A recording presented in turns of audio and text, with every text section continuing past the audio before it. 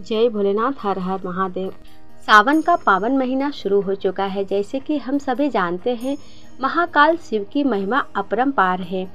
उन्हें प्रसन्न करने के लिए किसी खास प्रयास या पूजा की जरूरत नहीं होती, बल्कि सच्ची श्रद्धा और पूरे मन से किया गया प्रयास आपको भोलेनाथ की कृपा का पात्र बना देता है।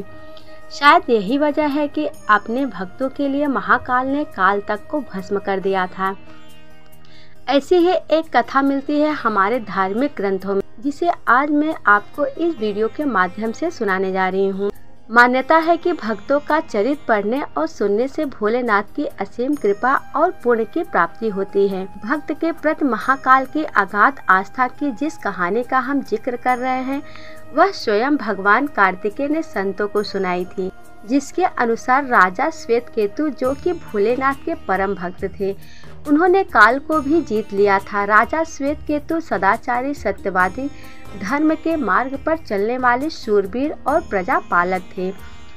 वह अत्यंत ही निष्ठा और प्रेम भाव से प्रजा का पालन और अगाध आस्था और श्रद्धा भाव से शिव भक्ति किया करते थे।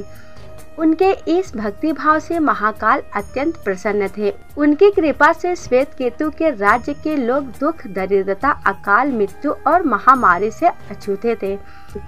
एक दिन जब राजा श्वेतकेतु का जीवन काल समाप्त होने को आया और वह भोलेनाथ की आराधना में लीन थे, तब चित्रगुप्त ने यमराज से कहा कि राजा श्वेतकेतु की आयु अब पूरी हो चुकी है, अब उनके प्राण हरने का समय आ चुका है। तब यमराज ने अपने दूतों को आज्ञा दी कि वे जाएं और श्वेतकेतु के प्राण हर लाएं। यमदूत राजा श्वेतकेतु के पास पहुंचे तो वह शिव मंदिर में थे। दूत बाहर ही खड़े रह गए, क्योंकि श्वेतकेतु बहुत ही गहरे ध्यान में डूबे हुए थे। बहुत देर हो गई, न श्वेतकेतु का ध्यान टूटा, न वह दूत वहां से हिले। दूत बिना अपना काम किए खड़े रहे। जब वे वापस नहीं पहुंचे तो यमराज ने विलंब होते देखा तो काल दंड संभाला और खुद चल पड़े। दूतों के आने में देरी होने के चलते यमराज स्वयं ही राजा श्वेतकेतु के प्राण हरने पहुंच चुके, लेकिन वहां उन्होंने देखा कि वह तो महादेव की साधना में लीन है। अब तो वह सोच में पड़ गए कि इसके प्राण कैसे हरे। उन्होंने सोचा कि यह अभी पूरी तरह शिव भक्ति में डूबा है, इस स्थिति में शिव पूजा का उल्लंघन नहीं किया जा सकता। तब वह भी बाहर ही खड़े हो गए। उधर जैसे ही काल को इसकी सूचना मिली तो उन्होंने तलवार निकाले और शिव मंदिर में जा घुसे। काल ने देखा कि राजा श्वेतकेतु अभी भी भगवान शिव के लिंग स्वरूप के सामने बैठे ध्यान मग्न हैं। वह झटपट आगे बढ़ा और जैसे ही उसने राजा श्वेतकेतु का सिर काटने के लिए तलवार उठाई, शिव ने अपना तीसरा नेत्र खोलकर काल की ओर देखा। भोलेनाथ का तीसरा नेत्र खुलते ही काल वहीं राजा श्वेतकेतु के सामने जलकर भस्म हो गया। थोड़ी देर बाद जब राजा श्वेतकेतु का ध्यान टूटा, उन्होंने अपनी आंखें खोली तो राख में बदल चुके काल को देखा।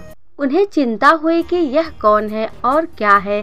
श्वेतकेतु ने भगवान शिव से पूछा, हे भोलेनाथ, ये किसकी राख है? इसे किसने और क्यों जलाया? तब भोलेनाथ ने बताया कि यह काल था, जो कि तुम्हारे प्राण हरने आया था। राजा श्वेतकेतु ने कहा कि हे महाकाल, यह तो आपकी ही आज्ञा से तीनों लोक में विचरता है, लोक को नियंत्रण में रखता है। इसी के भय से तो लोग पूर्ण कार्य करते हैं। आप इन्हें अति शीघ्र जीवन दान दे दे। शिवजी की कृपा से काल जी उठा और उसने उठते ही श्वेतकेतु को अपने गले से लगाकर बोला, राजा, तुम जैसा तो तीनों लोकों में कोई नहीं है। तुमने तो अजय काल को भी जीत लिया है। जीवन दान पाकर काल और यमराज ने कहा कि ऐसे जातक जो शिवजी के परम भक्त हैं, सच्ची मन और पूरी श्रद्धा से महाकाल की पूजा में लीन रहते हैं, सिर पर जटा और गले में रुद्राक्ष पहनते हैं, विभूति का त्रिपुंड ललाट पर लगाते हैं और पंचाक्षर मंत्र का जाप करते हैं, उन्हें कभी भी अकाल मृत्यु का ग्रास नहीं बनना पड़ेगा।